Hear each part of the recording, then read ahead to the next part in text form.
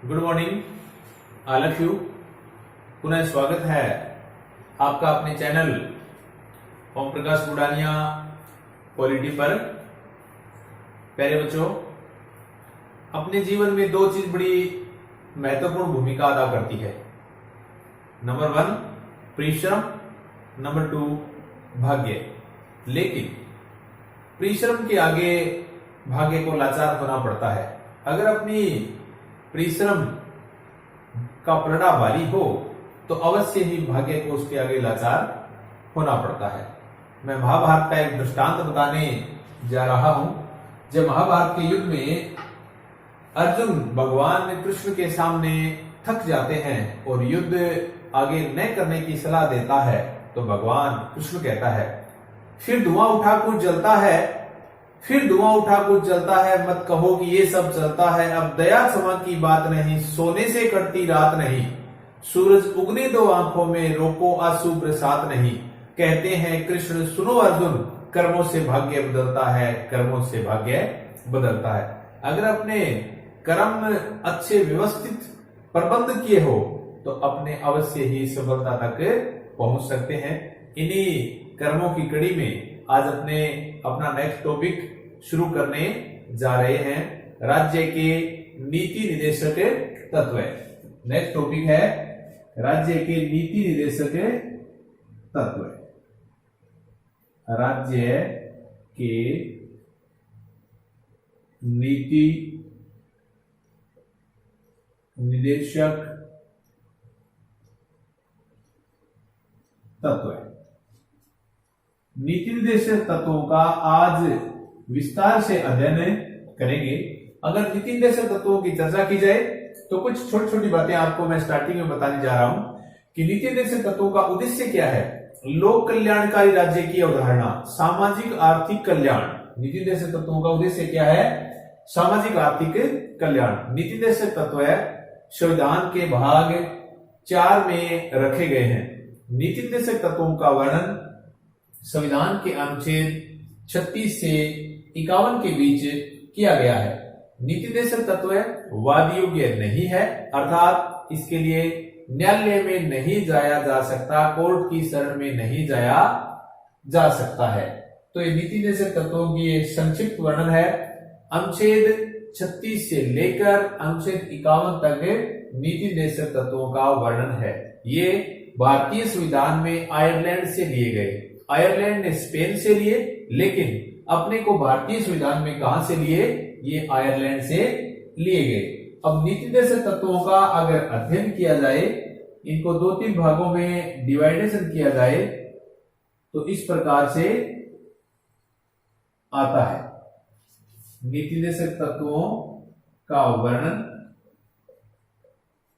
Number 1 वर्णन,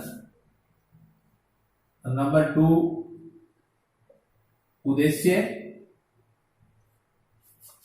और तीसरा है विशेषताएं। अगर नीति निर्देशक तत्वों को 3 भागों में डिवाइडेशन कर दिया जाए कि वर्णन कहां है और इनका उद्देश्य क्या है और विशेषताएं क्या है। नीति निर्देशक तत्वों का वर्णन संविधान के किस भाग में किया गया है? संविधान का भाग 4। किस भाग में है? भाग 4। अनुच्छेद, कौन से अनुच्छेदों में वर्णन है? अनुच्छेद 36 से 51 तक भाग 4 में है। अनुच्छेद 36 से 51। बार बार एग्जाम में आता रहता है कि नीति निर्देशक तत्वों का उद्देश्य क्या है। उद्देश्य आप सामान्य समझिए, एक गरीब व्यक्ति को आर्थिक सहायता दे दी, एक व्यक्ति को सामाजिक सहायता मिली तो उनका कल्याण हो जाएगा। तो इनका उद्देश्य है सामाजिक आर्थिक कल्याण। उद्देश्य क्या है? सामाजिक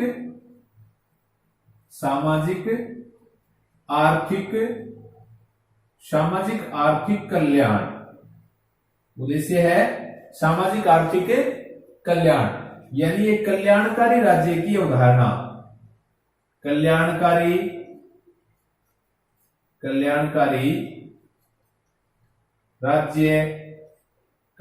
राज्य की स्थापना करते हैं। नीति निषेध तत्वों की विशेषताएं कौन कौन सी है? नंबर 1, वाद योग्य नहीं है। वाद योग्य नहीं है। वाद योग्य का मतलब है न्यायालय में नहीं जाया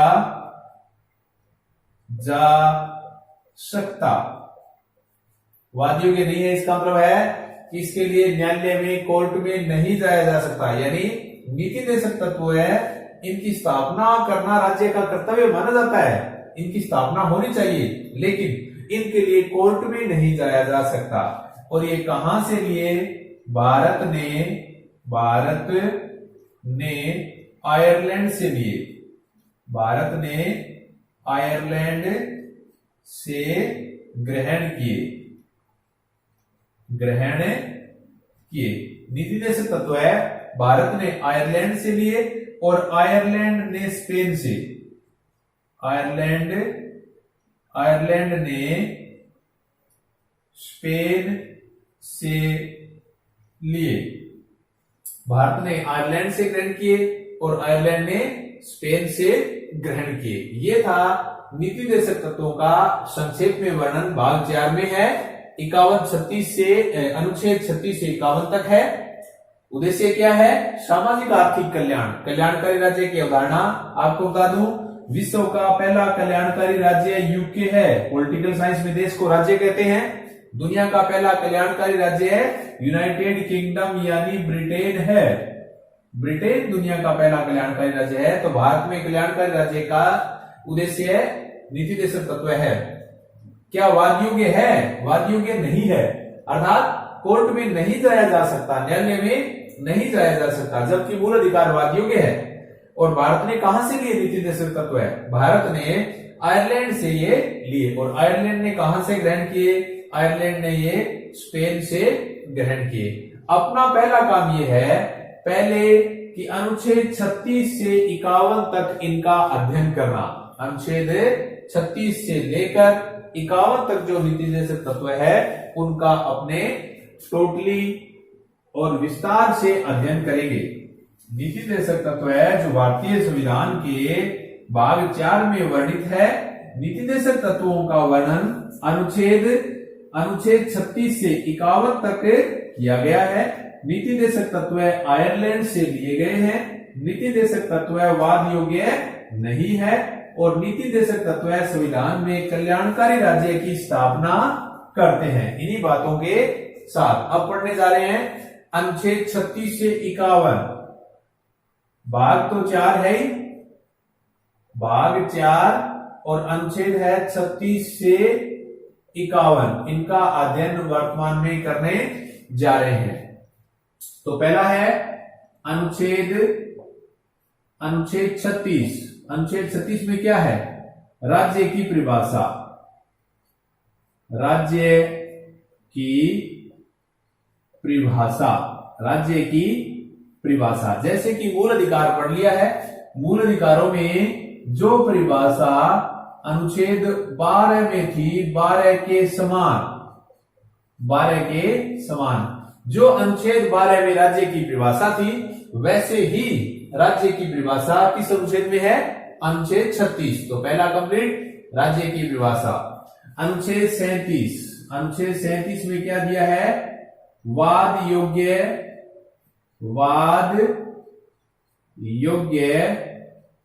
नहीं है। वाद योग्य नहीं है मतलब न्यायालय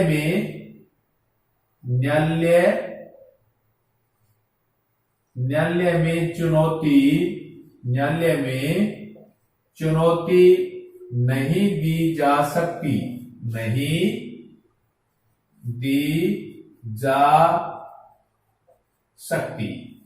वाद योग्य नहीं है, न्यायालय में चुनौती नहीं दी जा सकती। ये अनुच्छेद कौन सा हुआ? ये अनुच्छेद 37। अनुच्छेद 36 राज्य की परिभाषा, अनुच्छेद 37 वाद योग्य नहीं है। अनुच्छेद 38 के अनुच्छेद 38 के में क्या है? राज्य ऐसी व्यवस्था स्थापित करेगा जिससे लोगों का सामाजिक आर्थिक कल्याण हो। क्या करेगा? सामाजिक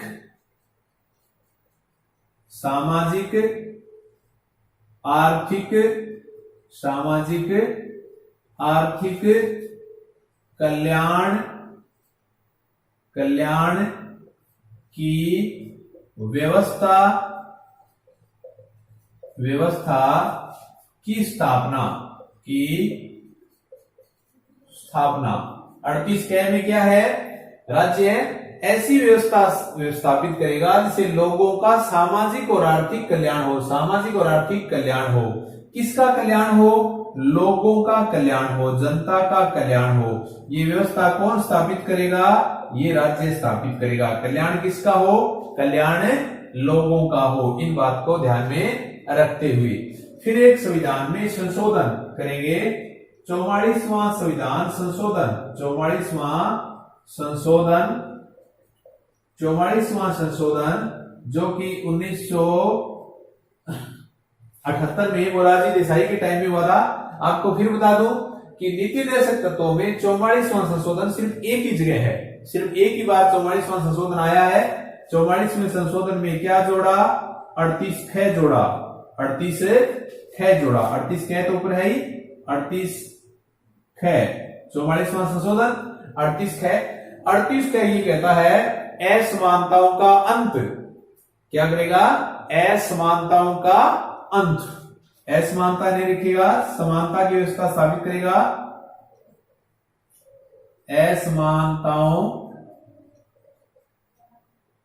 असमानताओं का अंत। राज्य ऐसी व्यवस्था स्थापना करे जिसमें असमानता कम से कम हो। ये 44वां संविधान संशोधन है। ये वो अनुच्छेद 38। अब है अनुच्छेद 39 के सभी के लिए उचित अवसर प्रदान करें। सभी के लिए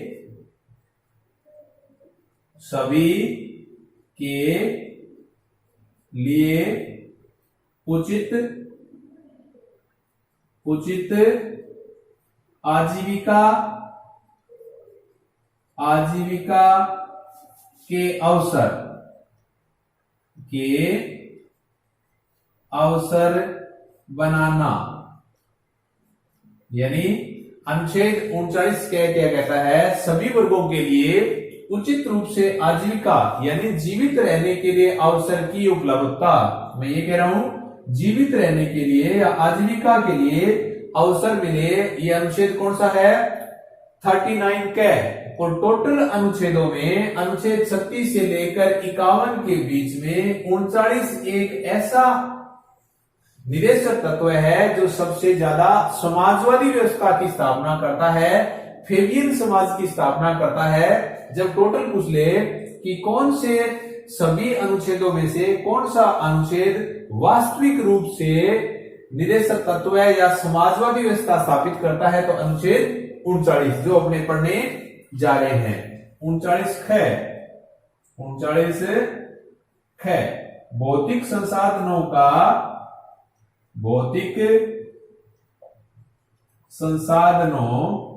संसाधनों का समान वितरण। राज्य ऐसी व्यवस्था स्थापित करे जो कि भौतिक संसाधनों के समान वितरण से संबंधित हो। भौतिक संसाधनों का समान वितरण हो। 39 बड़ा महत्वपूर्ण है। धन का केंद्रीकरण न हो। धन का केंद्रीकरण न हो। धन का केंद्रीकरण न हो यानी धन का समान वितरण। धन का समान वितरण। राज्य ऐसी व्यवस्था स्थापित करे जिससे धन का केंद्रीकरण न हो, धन का समान वितरण। और 39 घ अनुच्छेद 39 घ बार बार आता है। समान काम के लिए समान वेतन। घ में क्या है? समान काम के लिए समान काम के लिए समान वेतन, समान काम के लिए समान वेतन। तो अनुच्छेद 39 दोबारा रिपीट कराऊं, 39 क्या है? सभी वर्गों के लिए जीवन जीने का उचित अवसर प्रदान करेगा। सभी वर्गों के लिए जीवन जीने का राज्य उचित अवसर प्रदान करेगा। ख, भौतिक संसाधनों का समान वितरण करेगा। ग, धन का केंद्रीकरण न हो, धन का विकेंद्रीकरण हो। और घ, समान काम के लिए समान वेतन, समान काम के लिए समान वेतन। ये था अनुच्छेद 39, जो 39 वास्तव में ही समाजवादी व्यवस्था की स्थापना करता है, फेबियन समाज की स्थापना करता है। अनुच्छेद 39 वास्तविक रूप से समाजवादी व्यवस्था की स्थापना करता है। अनुच्छेद 39 में 42वां संशोधन करके दो मुख्य बातें जोड़ी गई है। अनुच्छेद 39 में संशोधन 42वां करके दो मुख्य बातें जोड़ी गई है। 42वां संशोधन, 42वां संशोधन यानी 42वां संविधान संशोधन कब हुआ? 1976 में अनुच्छेद 39 के साथ एक और चीज जोड़ी, समान न्याय निःशुल्क कानूनी सहायता। क्या जोड़ी? समान न्याय व निःशुल्क कानूनी सहायता, समान न्याय व निःशुल्क कानूनी सहायता। ये कौन से संशोधन में जोड़ी? 42वां संशोधन जो 1976 में हुआ, इंदिरा गांधी के टाइम में हुआ। इसमें एक तो ये जोड़ा और एक 39 बच्चों और महिलाओं के लिए उचित अवसर। क्या जुड़ा? बच्चों व महिलाओं के लिए, महिलाओं की देखभाल, बच्चों व महिलाओं की देखभाल।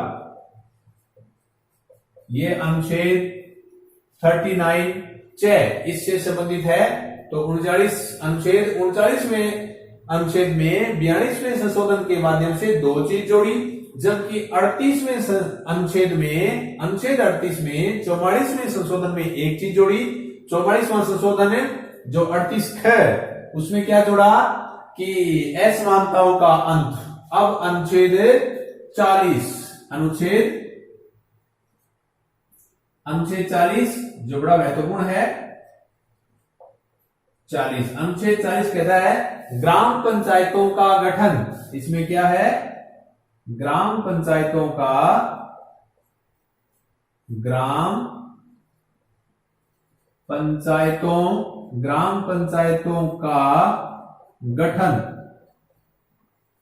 ग्राम पंचायतों का गठन यानी ग्राम पंचायतों को स्वायत्तता भी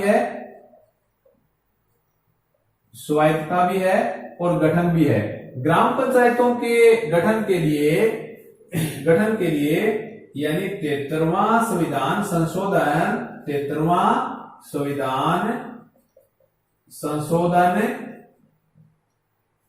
1992, 73वां संविधान संशोधन अधिनियम 1992 ग्राम पंचायतों को संवैधानिक दर्जा दिया गया। संवैधानिक दर्जा यानी किस संशोधन से ग्राम पंचायतों को संवैधानिक दर्जा दिया गया? 73वें संशोधन में। अनुच्छेद 40 में क्या है? ग्राम पंचायतों का गठन, ग्राम पंचायतों को स्वायत्तता प्रदान करता है। किस संशोधन में संवैधानिक दर्जा दिया गया? 73वां संविधान संशोधन। ये था अनुच्छेद 40। अब है अनुच्छेद 41, अनुच्छेद 41। ये है कुछ दशाओं जैसे बीमारी,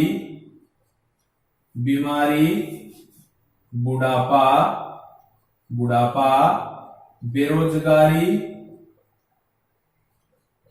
बीमारी, बुढ़ापा, बेरोजगारी आदि में काम शिक्षा आदि की सहायता,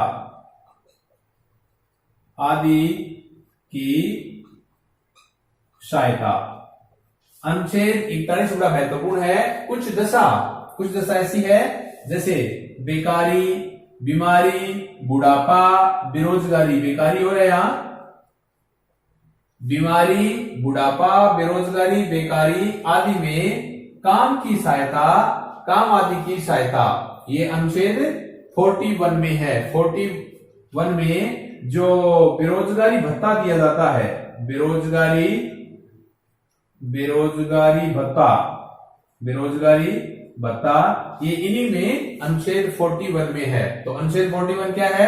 कुछ विशेष दशा, काम आदि की सहायता, कुछ विशेष दशा जैसे बीमारी, बुढ़ापा, बेरोजगारी, बेकारी आदि में कुछ सहायता। और वर्तमान में जो राजस्थान सरकार 3,500 रुपए बेरोजगारी भत्ता दे रही है, तो बेरोजगारी भत्ता, वृद्धावस्था पेंशन, बुढ़ापा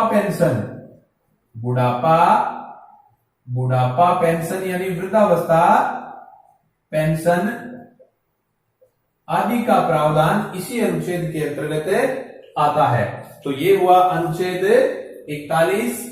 हमने अनुच्छेद 41 तक पढ़ लिया है। अनुच्छेद 36 राज्य की परिभाषा, अनुच्छेद 37 वाद योग्य नहीं है, कोर्ट में नहीं जाया जा सकता।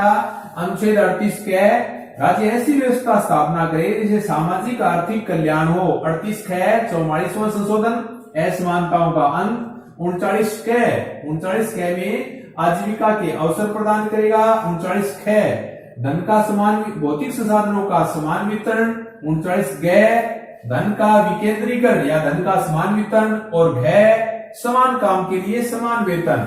और फिर 42वां संशोधन जोड़ा, उसमें संशोधन में 2 बातें जोड़ी गई। 42वें संशोधन में अनुच्छेद 39 में 2 बातें कौन सी? निःशुल्क कानूनी सहायता और दूसरी बच्चों और महिलाओं की देखभाल। अनुच्छेद 40 ग्राम पंचायतों का गठन।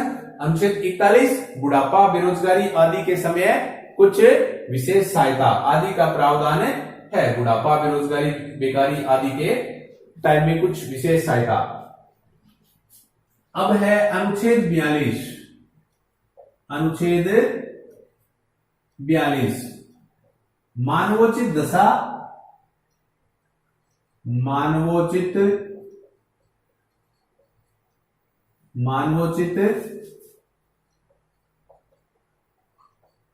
दशाओं में वह प्रसूति सहायता,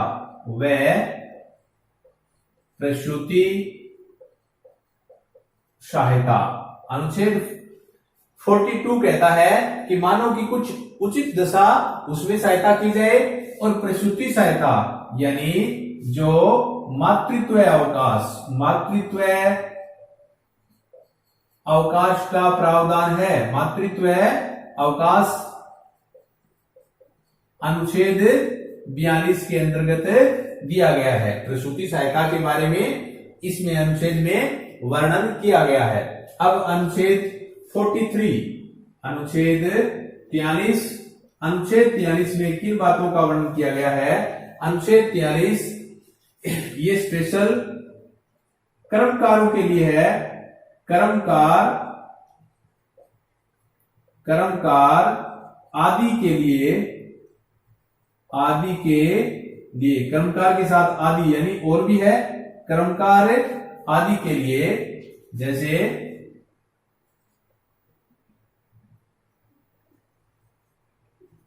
कुटीर उद्योग, शिक्षा, अवकाश आदि सहायता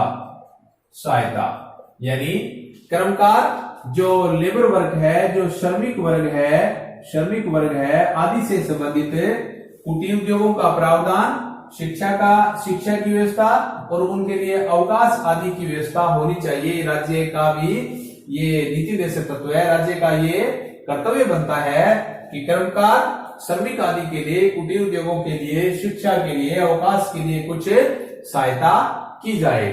और अब है 42वां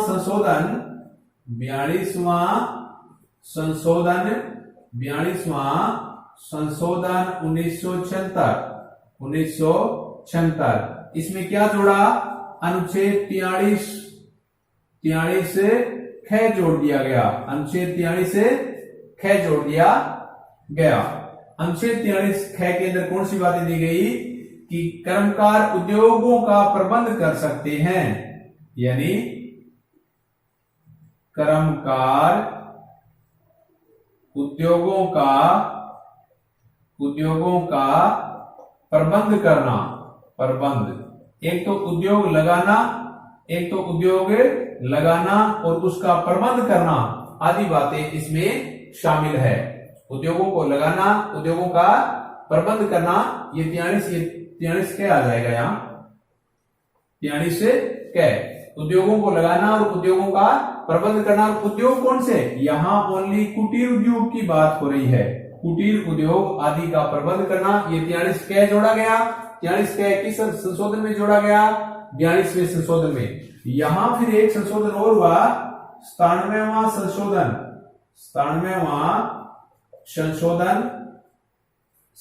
संशोधन 2011 आपको मूल अधिकार में भी करवाया और इसमें 43 ख जोड़ा गया। 43 ख जोड़ा गया। सहकारी समितियों का प्रबंध। सहकारी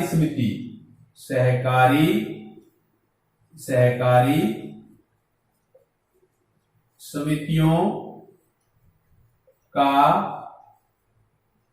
प्रबंध करना और स्थापना। सहकारी समितियों का प्रबंध करना और स्थापना करना आदि बातें इसमें जोड़ी गई है। आपको पहले मूल अधिकार में बताया। मूल अधिकार में अनुच्छेद 19 के तहत, अनुच्छेद 19 में सहकारी समितियों का वर्णन किया गया है। तो यहाँ अनुच्छेद 43 ख जोड़ा गया और सहकारी समितियों की स्थापना का प्रबंध आदि किया गया।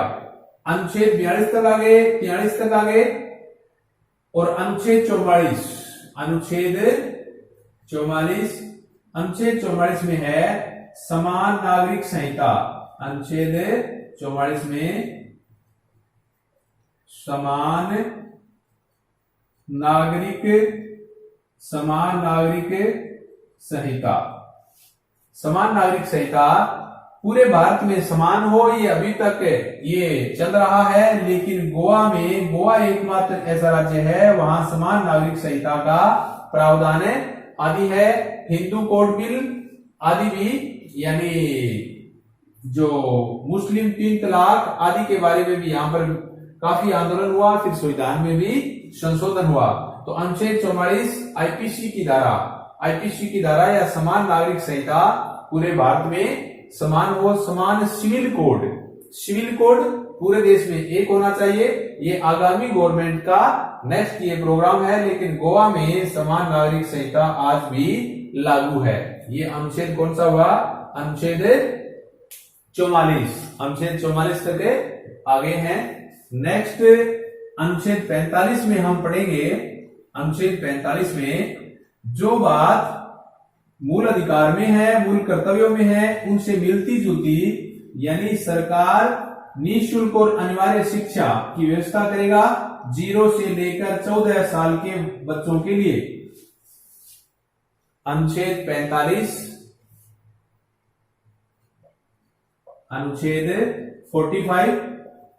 में क्या है?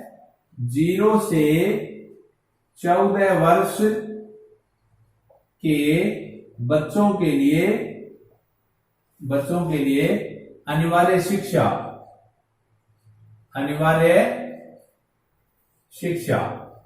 यानी राज्य का यह दायित्व माना जाता है कि 0 से 14 वर्ष के बच्चों के लिए अनिवार्य और निःशुल्क शिक्षा होनी चाहिए। ये अनुच्छेद 45 कहता है। अनुच्छेद 46 इसमें क्या दिया है, SC ST OBC यानी दुर्बल वर्ग, दुर्बल वर्गों SC ST OBC दुर्बल वर्गों को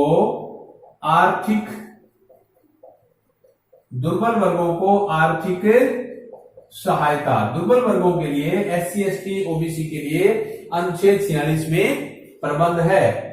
अनुच्छेद 47, अनुच्छेद 47 एक दो बातें हैं इसमें, पोषण, एक स्वास्थ्य और फिर है दवाइयों का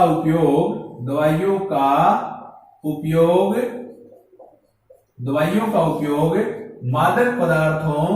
मादक पदार्थों के रूप में न करें।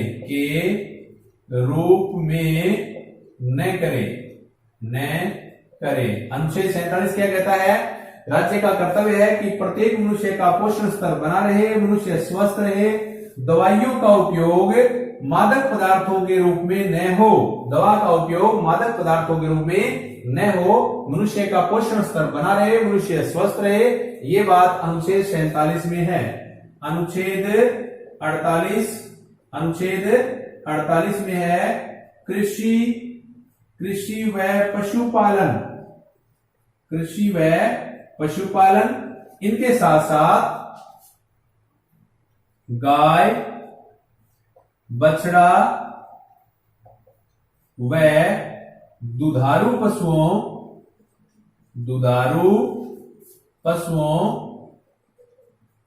पशुओं के वध पर रोक, गाय बछड़ा आदि का विकास किया जाए और जो दुधारू पशु है उनका वध नहीं होना चाहिए। अनुच्छेद 48 कृषि और पशुपालन है, लेकिन फिर 42वां संशोधन किया, 42वां संशोधन 1976, इसमें क्या जोड़ा गया, पर्यावरण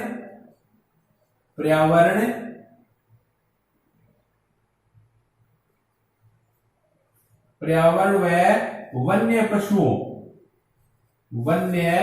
पशुओं की देखभाल, पर्यावरण व वन्य पशुओं की देखभाल, गो हत्या नहीं होनी चाहिए, इनका वर्णन भी अनुच्छेद 48 में है। फिर 42वां संशोधन किया गया 1976 में, इसमें दो बातें यहां जोड़ी, एक पर्यावरण की देखरेख होनी चाहिए, पर्यावरण दूषित नहीं होना चाहिए, और एक वन्य पशुओं की देखभाल होनी चाहिए। अनुच्छेद 49 में क्या है, ऐतिहासिक व सांस्कृतिक धरोहरों,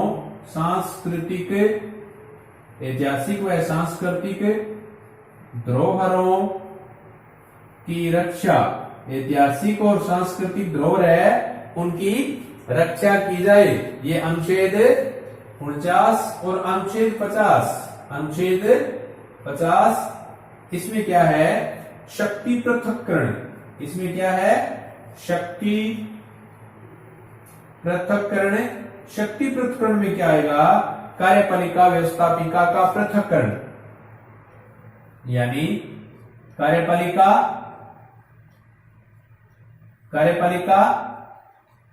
व्यवस्थापिका की स्वतंत्रता, कार्यपालिका व्यवस्थापिका, ये मॉन्टेस्क्यू के शक्ति पृथक्करण सिद्धांत पर आधारित है। काफी बार एग्जाम में आया है कि भारतीय संविधान के किस अनुच्छेद में शक्ति पृथक्करण सिद्धांत का वर्णन किया गया है, तो अनुच्छेद 50 में क्या है, कार्यपालिका व्यवस्थापिका की स्वतंत्रता का प्रावधान होना चाहिए। और एक अनुच्छेद और है, लास्ट एक अनुच्छेद 51,